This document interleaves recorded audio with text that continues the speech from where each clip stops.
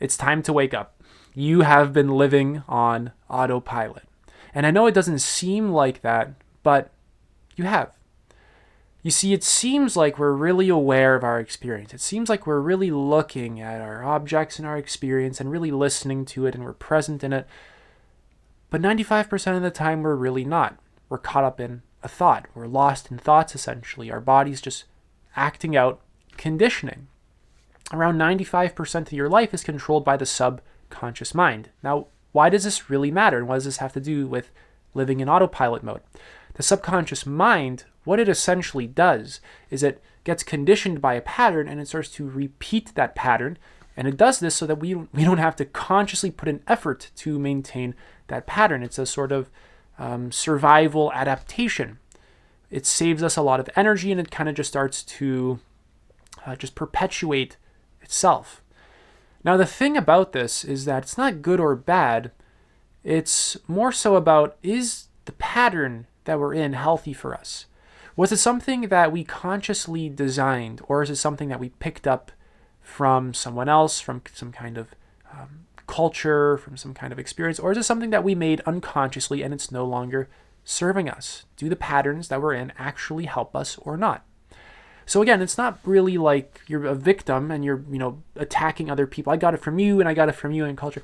It's really just an honest inquiry into, maybe where did I get this from? Is it actually helping me? How does it feel to be engaged with this pattern, etc.?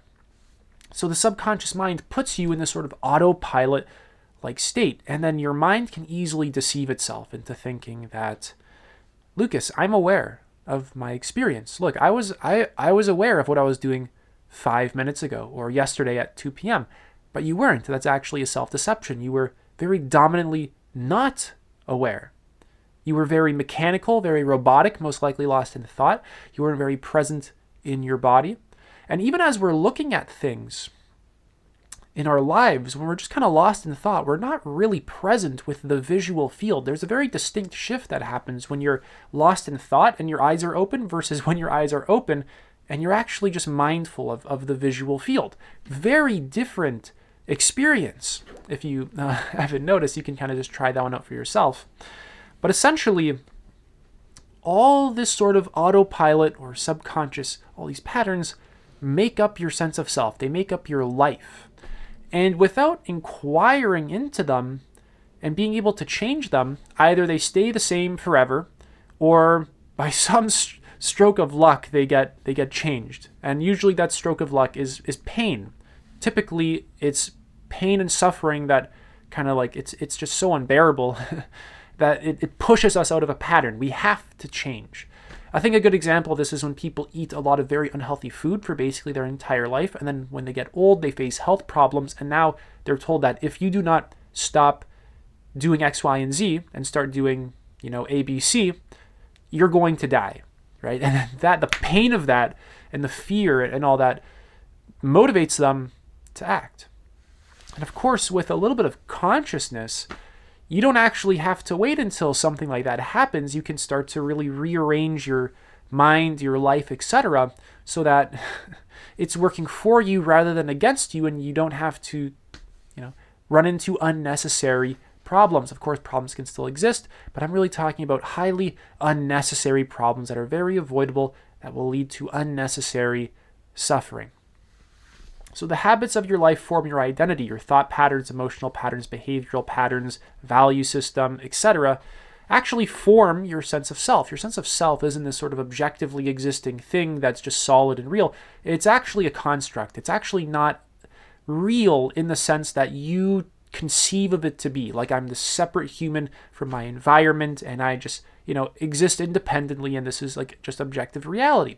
No, it's actually this clever illusion that our minds construct for survival purposes, because if we have a strong sense of self, it becomes easier to manipulate the external world for survival purposes. So it's a very clever illusion. And your sense of self determines your reality. Your sense of self determines a lot of the patterns that you have and a lot of the things that you actually kind of get in your life, the results you get, or the quality of your own well-being, or your ability to just enjoy life moment to moment, right? And in that sort of process like way where you're just really enjoying the process of life. Like you're just kind of falling in love with like the flow of sensations in your body as you're just walking through your hallway, or waking up in the morning, just looking out the window and just being grounded in the body once again. You just fall in love with just the visual field. Right? So a lot of this stuff determines your actual reality. So for example, a reader reads, right? A weightlifter lifts weights. Right? Where am I going with this? A reader reads because they're a reader, right? It's very simple. But that identity of being a reader is something that can only exist because there's a lot of patterns perpetuating it, like reading books, for example, or whatever it is that a person reads, magazines, who cares? Or weightlifting. You can only be a weightlifter if you have a pattern of lifting weights.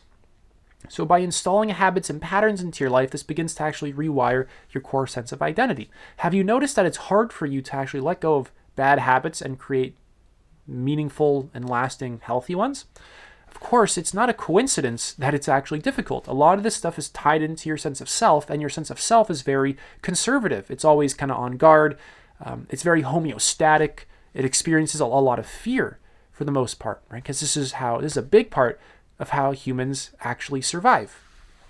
So when you start tinkering around with your habits, you start tinkering with your sense of self. When you tinker with your sense of self, you tinker with your entire perception of life and reality. This begins to kind of shake up, especially depending on the kind of habits that you put in place. So the habits you repeatedly do, consciously or unconsciously, shape up your perception and experience of life and, of course, reality. So changing patterns equals changing yourself, which equals changing reality. And these unconscious habits that I'm talking about in this video, they basically replay themselves endlessly and control you. I really want you to kind of think about that these habits, they don't like go anywhere. They remain there for your entire life until you actually die in a lot of cases. A lot of your bad habits, a lot of your unconscious beliefs, emotional patterns, behavioral patterns, a lot of this stuff, just straight up, it never leaves. It conditions you. It never leaves until you die. A lot of people on planet Earth, unfortunately, they're born, they're conditioned, and this conditioning plays itself out. And there's a little bit of growth, a little bit of consciousness growth. Mankind raises his consciousness pretty slowly over generations and generations and generations, and then they die. So there's a little growth that happens, and they pass away. Of course, a lot of people on planet Earth face very, very hard survival conditions and problems of various kinds, which I can't go into here. But I just want you to understand that people, in the big picture sense, are born, they're conditioned, these patterns play themselves out for basically their entire life, and then they pass away. It's quite a sad way to exist, at least in my worldview. It's quite sad. And I don't really want that to actually happen to you. So you can actually shape up your patterns, shape up your sense of self in a more conscious way that actually works for you rather than against you, because a lot of our autopilot patterns, they work against us. They actually make us suffer unnecessarily. Our bad habits keep us in a lot of unnecessary suffering, for example. So how do you begin to actually break these patterns? A core part is making the unconscious conscious. It's learning to just allow yourself to watch what is occurring, because essentially you're not actually watching it. And thinking is not awareness. Thinking about it is not observing it. Just observing it requires watching without judgment, feeling into it, getting grounded in the body, just watching it. And that alone now starts to kind of ruffle up the system. It starts to kind of shake it up. Because now you're just watching it, right? Where it was unconscious and it just would repeat itself. Now you have this intention to observe it and start kind of shattering it. This is going to start to create subtle changes until you repeatedly do this, and then you create some more psychological space or psychological breathing room. And then from that place, you can actually start to make some very serious, meaningful, and lasting changes. So you're essentially making the unconscious conscious as a way to break out of deeply held habits and patterns, psychological, emotional, and behavioral habits and patterns. So rather than living from the unconscious autopilot, you become conscious of yourself and break free from compulsions. This freedom turns you into a conscious creator rather than an unconscious slave to your compulsions. And it's quite hard, which is why I'm going to emphasize that this is a long-term journey and practice. You need to have a vision for your life. This isn't a 5-minute thing, 10-minute thing, 1 week thing, 1 month thing. Have a vision for your life. This is like completely essential for really doing this kind of work in a very meaningful, lasting way. No 5-minute solution here. Very, very, very long-term solution here. That's what I'm really saying in this video. So you can really begin to dig into, where do my habits come from? Where do my patterns come from? What emotions drive them? Most of your patterns are very emotionally driven. There are ways to avoid pain and grasp onto pleasure. There are ways to avoid even internal pain that gets stored inside of us and basically not ever address it. And when you begin to dig into what emotions drive my patterns, like let's say I'm stressed, so I go on my phone, or I'm bored, so I go on my phone, right? When you begin to address that pattern of like boredom and then grabbing the phone, right? When you begin to address that feeling, right? That feeling is kind of like the glue that holds the entire pattern together. The second you process it and start to create that inner psychological space, allow yourself to open up, it all starts to dismantle. That emotion is like that fundamental layer upon which everything gets built. When you remove the foundation, everything begins to crumble. Of course, you can even set up your environment in a very fantastic way so that it actually serves you. Maybe not putting your phone right next to your bed so you don't wake up and grab it right away in the morning, for example. Again, I'll leave some of these details up to you. I can't go into everyone's personal needs here. But just pay attention to the underlying emotions and feelings and tensions in the body that get you to act in the ways that you actually act. This is like the root of it. And again, long-term solution here. Don't expect a 5-minute solution from this. So the core of becoming conscious here really involves having a pure intention, right? This means you have to actually want it and be willing to break out of your old conditioning, right? You have to have a very pure intention of like, I want to change this. Like, it's just like a core desire of like, I actually want to have this shift. It's not really going to happen unless you have that pure intention. That pure intention is like this healthy desire for a deeply meaningful shift in your being. Observation without judgment is 100% needed. Some kind of meditation practice is 100% needed for making this very, very, very, very deep root level solution. So observation without judgment, just kind of watching thoughts, watching feelings, feeling feelings, getting connected with the sensations in your bodies, allowing some of the tensions in your body to relax as you begin to connect back into your body and ground inside of it.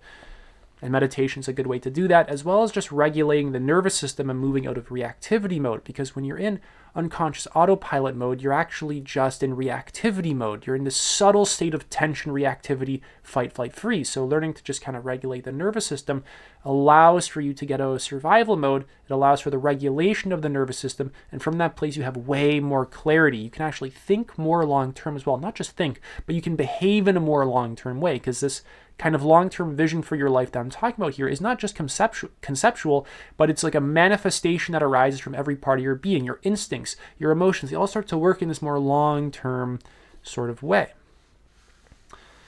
So a nourishing and healthy diet is very important. Nourish your mind. Read a lot of books. You need a lot of high-quality information in your mind. This is how you're going to make your mind a very healthy and beautiful place. Study a lot different perspectives, continuously put amazing information into your mind. That's why I offer one-to-one coaching to help people with this kind of stuff. That's why I have a free book list. Books are cheap nowadays. You can get a book for a few dollars on thrift books or A-books. Very cheap nowadays. The resources don't have to be very, very expensive like one-to-one coaching. If you can't afford that, get some books, start reading them, and make it a habit in your life. Even when I'm working with people one-to-one, I always emphasize the importance of habitually putting good information into your mind, getting off of your Facebook feed, your Instagram, reels, whatever. Stop watching my videos. You don't have to watch more and more of my videos. That's not what you need.